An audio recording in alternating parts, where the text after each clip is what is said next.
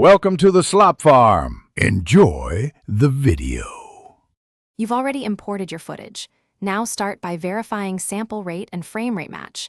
48000HC and project frame is ideal. Open the media browser, right-click a clip and choose Interpret Footage if rates differ, then relink any offline audio. Once done, create a new sequence matching the main clip. Make sure clip speed or time remapping is off, because those alter playback time and cause drift. This first step prevents root causes and sets a stable base for precise sync. Now examine drift by comparing waveforms visually and audibly.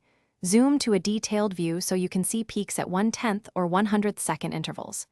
Use merge clips with audio as reference or nest video and manual audio tracks to align a few sync points.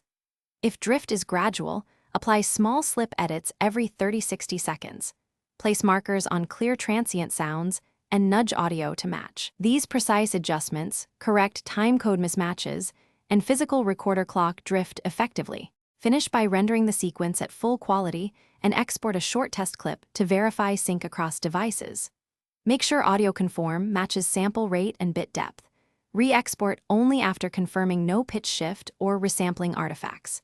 If you still see drift, consider retiming with elastic audio features in Audition or replace the camera audio with the higher quality recorder and reapply your slips.